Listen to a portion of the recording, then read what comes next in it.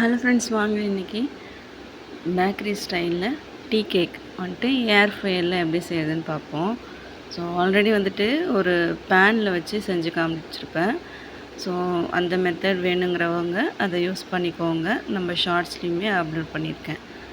So இதை செய்கிறதுக்காக 3 முட்டையை வந்துட்டு நல்லா உடச்சி சேர்த்துக்கோங்க. ஒரு பிஞ்சு சால்ட் ஆட் பண்ணிவிட்டு கொஞ்சம் போல் ஒரு ஃபியூ ட்ராப்ஸ் அளவுக்கு வெனிலா எசன்ஸ் யூஸ் பண்ணியிருக்கேன். இது எல்லாமே மிக்ஸ் பண்ணி கொடுத்துருங்க. மிக்ஸ் பண்ணுறதுக்கு ஒரு பீட்டர் யூஸ் பண்ணி நல்லா பீட் பண்ணி எடுத்துக்கணும்.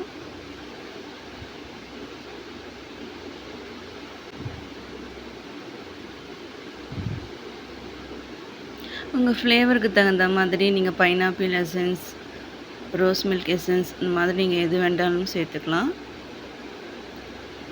இது கூடவே 1/2 கப் அளவுக்கு பவுடர் சுகர் தான் ஆட் பண்ணியிருக்கேன். இது எல்லாமே சேர்த்துட்டு நல்லா இது போல் மிக்ஸ் பண்ணி கொடுத்துட்டே வாங்க. ஒரு 10 மினிட்ஸ் போல் நல்லா அதை நீங்கள் பீட் பண்ணி எடுக்கும்போது நல்லா ரொம்பவே நமக்கு ப்ளஃபியாக கிடைக்கும். ஸோ அது வரைக்கும் நல்லா நம்ம பீட் பண்ணி எடுத்துக்கலாம். இப்போ அதே மெஷரிங் கப்பில் வந்துட்டு ஒரு கப் அளவுக்கு மைதா எடுத்திருக்கேன். இது மாதிரி நல்லா ஒரு சன்னி வச்சு நல்லா சலிச்சிட்டு யூஸ் பண்ணிக்கோங்க.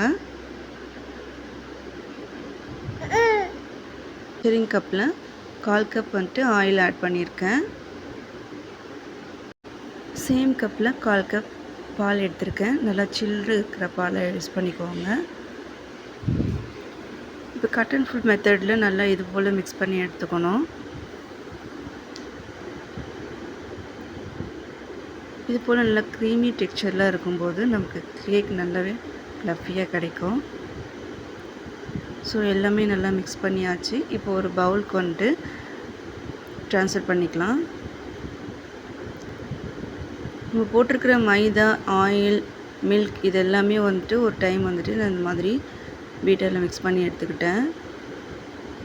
ஏர் ஃப்ரையரில் வந்துட்டு ஏதாச்சும் ஒரு சிலிக்கான் மோல்ட் ஃபிக்ஸ் பண்ணிவிட்டு பட்டர் ஷீட் ஆட் பண்ணியிருக்கேன். அதுக்கு மேலே லைட்டாக வந்துட்டு ஆயில் ஸ்ப்ரெட் பண்ணி விட்டுட்டு நம்ம பேட்டரை வந்து இது கூட ஆட் பண்ணிக்கலாம்.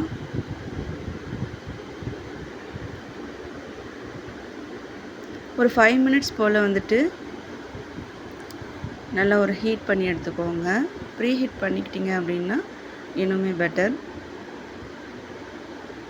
இப்போ ரெடி பண்ணி வச்சுருக்கிற பேட்டர் வந்துட்டு இந்த மோடில் வந்து ஷிஃப்ட் பண்ணிக்கோங்க. நீங்கள் தேவைப்பட்ட மேலே வந்துட்டு நட்ஸ் கூட வந்து ஆட் பண்ணிக்கலாம். நான் ப்ளைனாக ரெடி பண்ணுறேன் அப்படிங்கிறதுக்காக நான் எந்த நட்ஸுமே ஆட் பண்ணலை. நீங்கள் விருப்பப்பட்டீங்க அப்படின்னா மேலே வந்துட்டு உங்களுக்கு விருப்பமான நட்ஸை வந்துட்டு ஆட் பண்ணிக்கலாம். இப்போ எந்த ஏர் பபிள்ஸும் இருக்காமல் இருக்கணுங்கிறதுக்காக லைட்டாக அந்த மாதிரி ஸ்டிக் வச்சு கலந்து எடுத்துருங்க. இப்போ க்ளோஸ் பண்ணிவிட்டு 180 டிகிரி 30 மினிட்ஸ் போல் நல்லா பேக் பண்ணி எடுத்திங்கன்னா டேஸ்டியான டீ கடை ஸ்டைல் பேக்கரி கேக் வந்து ரெடி ஆயிரும். இப்போ பார்த்திங்கன்னா 30 மினிட்ஸ்க்கு அப்புறம் எடுத்து காட்டுறேன் பாருங்கள். இந்த மாதிரி தான் நல்லா ஃப்ளஃபியாக நமக்கு கிடைக்கும். ஸோ இதை நல்லாவே ஆற விட்டுருங்க. கூல்டவுன் ஆனதும் ஸ்லைஸ் போட்டுக்கலாம். இதுக்கு மேலே இருக்கிற பட்டர் ஷீட் ரிமூவ் பண்ணிவிட்டு ஸ்லைஸ் போட்டுக்கலாம். ரொம்பவே டேஸ்டியாக இருக்கும். சொன்ன மெஷர்மெண்ட்டில் அப்படியே நீங்கள் ஃபாலோ பண்ணி இன்ஸ்ட்ரக்ஷன் படி செஞ்சிங்கன்னா ரொம்பவே டேஸ்டியாக நமக்கு டீ கடை ஸ்டைலில் கேக் வந்துட்டு ரெடி ஆயிரும்.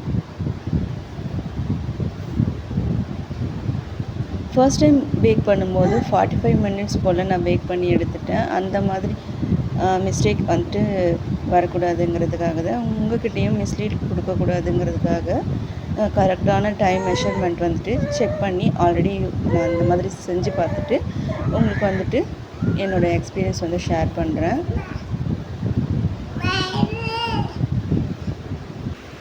ரொம்ப ரொம்ப சாஃப்டாக இந்த கேக் வந்துட்டு ப்ரிப்பேர் ஆகிருக்கு.